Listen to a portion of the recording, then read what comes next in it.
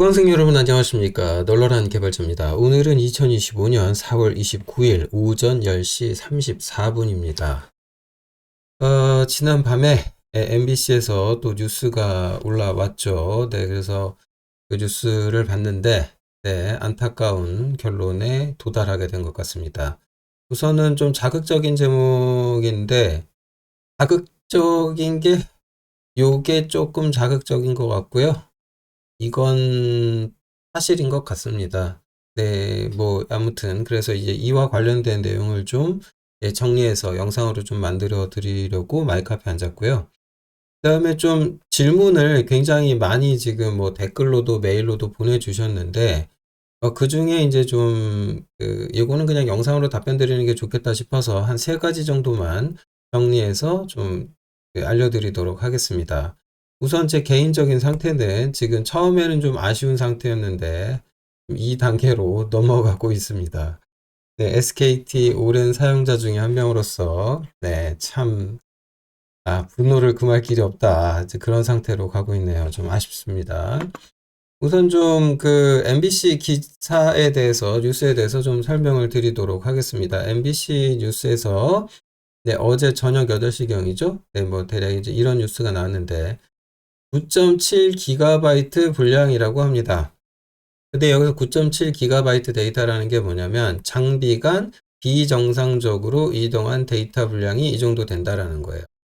그러니까 이제 비정상으로 뭔가 판단하게 된 명백한 근거가 있었을 것이고, 그렇다면은 이거는 이제 해커가 뭐 뭔가 이제 데이터를 외부로 유출하기 위해서 옮긴 걸 수도 있잖아요. 근데 그게 분량이 무려 9.7GB입니다. 그럼 여기서 생각을 해봐야 되는 게 진짜 뭐냐, 진짜 답답한데, 유심 관련된 데이터가 사실상 다 글자들, 텍스트일 거 아니에요. 쉽게 말해서 .txt 파일로 저장 가능하다라는 거거든요. 근데 그게 9.7GB 가량이다? 그러면 이거는 결과적으로 보면은 사실상 그냥 전체 데이터가 모두 유출된 것으로 보는 것이 합리적일 거다라고 생각을 합니다. 네, 얼마 전에 뭐 이제 뭐 어떤 기업에서 뭐 22GB 가량이 유출됐다라고 하는데, 이때는 여기에 이제 사진 같은 게 포함이 돼 있었단 말이에요. 네, 그러니까 용량이 클 수밖에 없어요. 근데 텍스트 가지고 이 9.7이 나오려면은 이건 말이 안 되는 부분입니다. 네, 그래서 이제 좀 그 황석진 동국대 국제정보부 대학원 교수님께서도 대부분 다 갖고 나갔을 것 같은데요 라고 이제 전화 인터뷰에 응하신 것으로 우리가 확인할 수 있습니다. 제 생각도 다르지 않습니다. 그러니까 여기서 이제 생각을 해봐야 되는 게, 그 SKT에서 이제 해킹당해서 털렸다라고 하는 게 이제 HSS라고 하는 놈이잖아요. 그러니까 얘가 이제 사실상 결국은 이제 데이터베이스 같은 놈인데, 이 안에 담긴 정보가 순유출된 것으로 보는 것이 타당할 것 같습니다. 이 앞전에 제가 만들었던 영상에서 그 BPF도라는 이제 백도어가 발견됐다라는 것에 대해서 특히 제가 이 말을 했었거든요. 리버스 쉘을 제공했다. 이게 대단히 걱정스러운 거였어요. 이게 됐다라는 얘기는 굉장히 걱정스러운 일이었고, 사실상 시스템이 탈취된 것으로 봐야 한다라고 제가 말씀을 드렸는데, 이렇게 되면은 뭐가 가능해지냐면 이게 가능해집니다. 예를 들어서 해커가 정보를 유출을 했어요. 어떤 정보가 잔뜩 있는데 이 정보들을 모두 빼돌려서 유출을 해야 되는데, 여기에서 이제 유출을 할 때는 당연히 이제 인터넷을 통해서 이제 유출을 하겠죠. 인터넷을 통해서 네트워크로 유출할 텐데, 그 전에 이거를 하드디스크 같은데 잠깐 저장을 할 거 아니에요. 물론 메모리에 있다가 날아갈 수도 있겠지만 어쨌든 이런 상태일 텐데, 문제는 뭐냐면 이런 것에 저장되어 있는 것, 이것을 이제 복원하는 기술이 있어요. 그래가지고 이제 이 시스템을 추적하고 이 해커를 잡기 위한 정보를 뽑아내는데, 그걸 우리가 통상의 경우 이제 포렌식 기술이라고 불러요. 근데 이거와 더불어 뭐 또 있냐면 안티 포렌식도 있어요.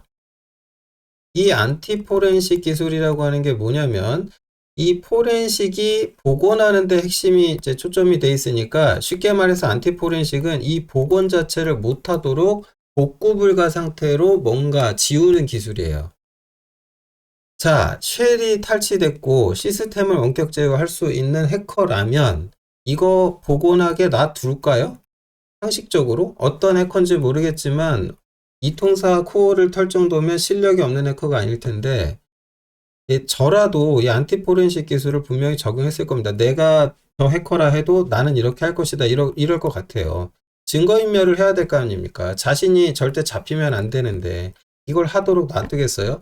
물론 이런 기술도 있어요. 좀 웃긴데 안티포렌식 기술도 있어요.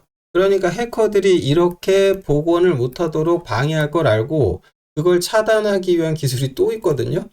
말이 웃기죠. 포렌식, 안티포렌식, 안티포렌식 무슨 반사의 반사도 아니고 되게 웃긴데 아무튼 이런 기술이 적용되어서 뭔가 복원이 된다면 추적이 가능할 텐데 그게 아니면 모든 경기는 여기서 끝났다. 그 얘기는 뭐냐? 이 해커를 잡을 방법은 아마 없을 겁니다. 누군지 확인조차도 어려울 거라고 생각을 합니다. 자, 메일로 그리고 댓글로 질문하신 것에 대해서 답변을 드릴게요. 유심 복제는 쉬운 일이냐라고 물어보셨는데 네, 굉장히 쉽습니다. 굉장히 쉽고요. 예, 전용 소프트웨어하고요. 그 유심 카드 이런 게 공유심 이런 거 팔아요. 텅 빈 유심. 요거 지금 알리익스프레스 같은 데 가서 구하시면 쉽게 구할 수 있습니다. 네, 이걸 가지고 와서 그러니까 여기에 이제 이런 그 뭐 키 정보라든가 유심 카드 안에 담긴 이런 정보는 아예 없는 거죠. 그러니까 쉽게 말해서 그냥 USB 저장 장치, USB 드라이브 같은 저장 장치 같은 개념으로 보시면 돼요. 근데 여기에다가 대고 이제 라이트를 해야 될 거 아니에요? 라이트 할 수 있는 장치가 있어요. 심지어 굉장히 가격도 저렴하고요. 그럼 생각해 보세요. 이 카드 하나 사오고요. 그 다음에 이 소프트웨어 구하고요. 이거 라이트 할 수 있는 하드웨어 장치 요거 3개만 딱 구하면 되는데 요거 다 구하셔도 10만원 좀 넘을라나? 얼마 그렇게 많이 안 듭니다. 네, 이렇게 해가지고 이럴 수가 있어요. 어떻게 하면 되냐면은 어떤 누군가의 유심, 어떤 사람이 가지고 있는 휴대전화가 있잖아요. 그럼 그 휴대전화에서 유심칩을 제거를 합니다. 그래서 그 유심칩을 제거를 한 다음에 이 리더기, 라이터기에다 대고 집어넣어요. 그러면 정보를 읽을 수가 있잖아요. 라이트가 되는 거는 리드도 보통 된다는 얘기인데 그러면 여기 안에 정보가 싹 채워져요. 네, 그래서 요런 이제 다른 카드를 가져와서 거기에다 대고 똑같이 카피해가지고 오버라이트를 해버리면 이 안에 얘는 이제 요 유심과 같은 유심이 되죠. 근데 이거를 꼭 이렇게 이 사람의 휴대 단말기에 물리적으로 접근을 해서 칩을 빼낸 다음에 이렇게 해야 되냐? 그럴 필요가 없죠. 지금 모든 게 해킹이 다 됐잖아요. 그러니까 이런 정보들을 우리가 이제 알고 있다라고 한다면은요.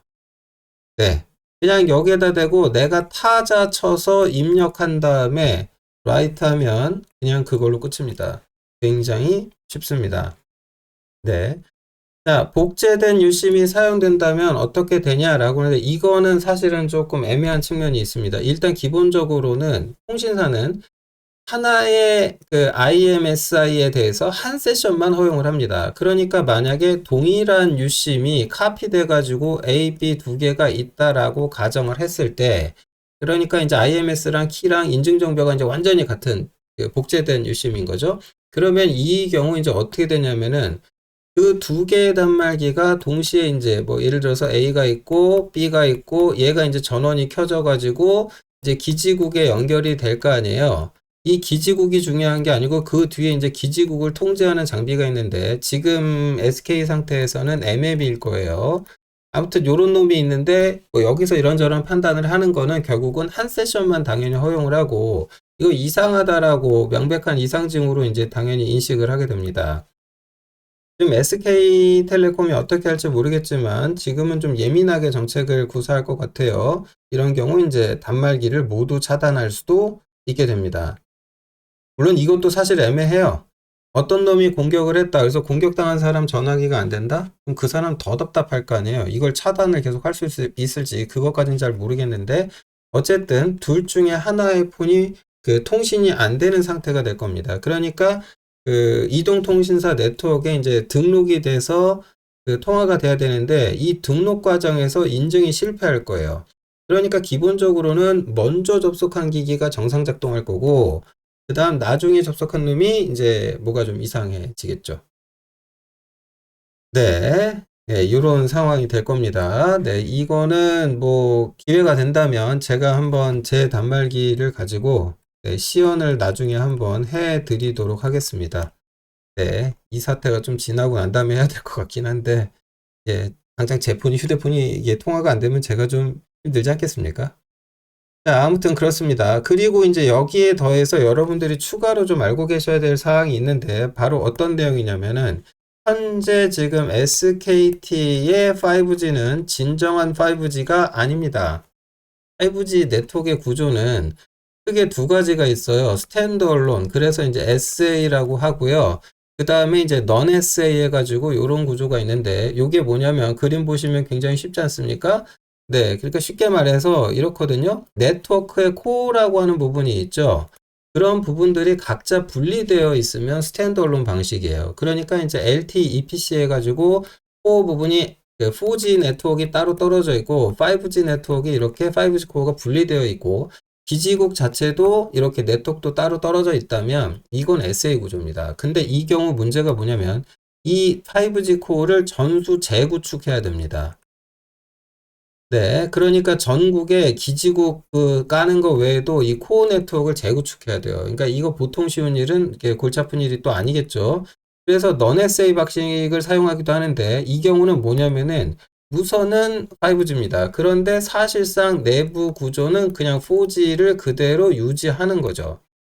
그래서 LTE EPC 구조를 유지하는 건데 이게 SKT는 현재 이렇게 돼 있는 걸로 보입니다.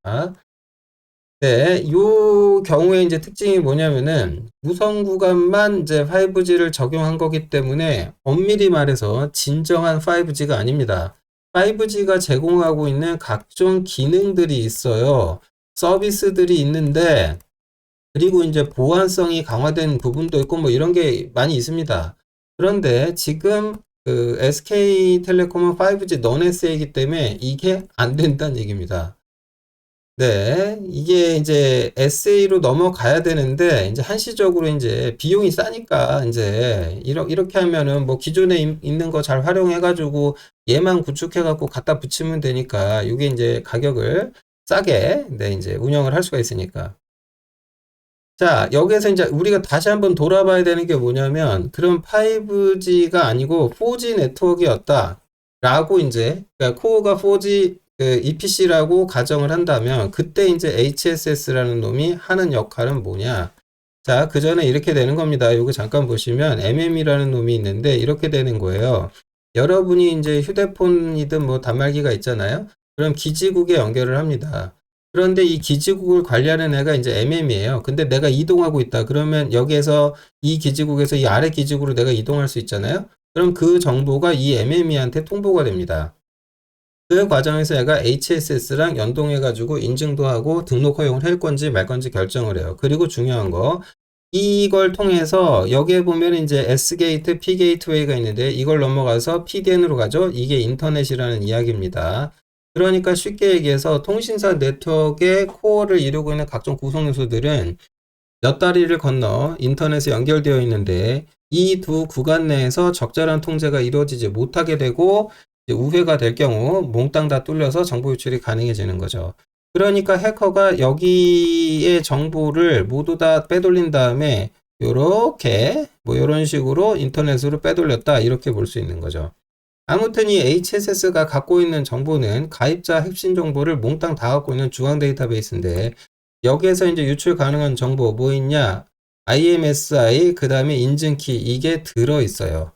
그리고 이제 프로필 데이터도 들어있거든요. 요금제, 뭐 데이터 요금제 쓰는지 속도는 어떤지 로밍 여부라든가 뭐 이런 거. 그리고 되게 재밌는 게 뭐냐면 요 MME, 그러니까 그 단말기가 최근 접속한 MME 정보가 여기 안에 포함되어 있어요. 그러니까 기지국이 여러 개 있으면 그 여러 기지국을 관리하는 MME가 있을 텐데 이게 또 여러 개이겠죠. 그러면 이 MME를 뜯어보면은 그 안에 정보를 확인하면 구체적인 위치 정보까지 파악이 됩니다. 네. 어느 기지국을 통해서 단말기가 접속했는지 알 수 있죠. 근데 어쨌든 구체적인 기지국 정보까지는 이제 MME를 털어야 알 수 있는데 그건 이제 사실상 필요 없고 지금 뭐 누구 추적하자는 거 아니니까. 그래서 해커가 이제 털어간 HSS든 이런 내용들이 포함된다. 마지막 MME 정보까지. 그러니까 어느 정도의 이제 대략적 위치 정보까지도 요런 게 이제 몽땅 다 거의 이제 덤프가 떠진 것으로 추정이 된다. 안타깝게도. 이렇지 않으면은 9.7GB라는 용량을 설명할 수가 없습니다. 그나마 다행인 건 이런 겁니다. 개인 식별 정보, 이름, 주민등록번호, 뭐 주소, 전화, 뭐 이런 거 있잖아요. 이거는 보통 HSS에 저장을 안 합니다. 이건 어디다 하냐면 CRM이라든지 각종 빌링 시스템 쪽에다가 여기다 하거든요. 그러니까 이거는 유출이 안 됐을 가능성이 있어요. 근데 사실상 이조차도 확신을 할 수 있는가? 이게 참 속상합니다. 이것도 모르잖아요. 지금 코어 네트워크 이만큼이 뚫렸는데 어떻게 됐을지 그 이제 모르는 거죠.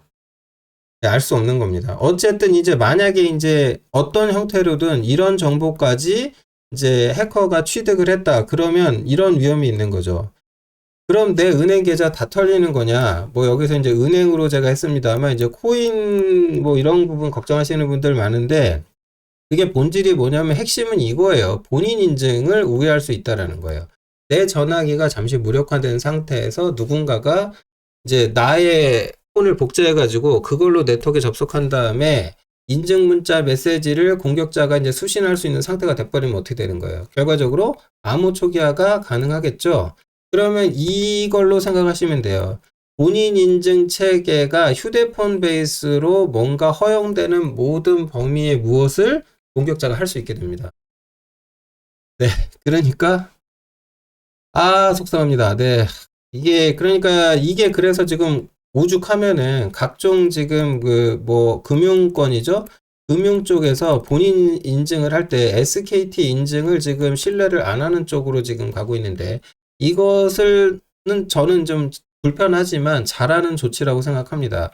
자칫해서 금융 시스템 인증이 이제 문제가 돼버리면 이거는 계좌가 다 털리는 거기 때문에 금융권에서 SKT 본인 인증을 신뢰하지 않는 것으로 대응한다는 것은 이거는 저는 잘하고 있는 것이다. 빠르게 그렇게 좀 말씀드릴 수 있겠습니다.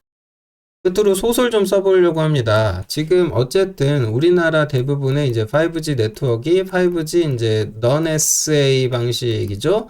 저는 이걸 가짜 5G라고 좀 그렇게 표현을 했는데 그렇지 않습니까? 내부 코어는 기지국만 이제 몸뚱아리만 키가 180이고 그런데 이제 이 학생이 중학교 2학년이라고 해봅시다. 키가 180인데 몸뚱아리는 이건 성인이 맞아요. 그런데 이 학생이 어쨌든 학생이잖아요. 약간 이런 형태라고 저는 보여지거든요. 사실은 이게 문제가 뭐냐면은 이 4G 네트워크, 이제 LTE죠?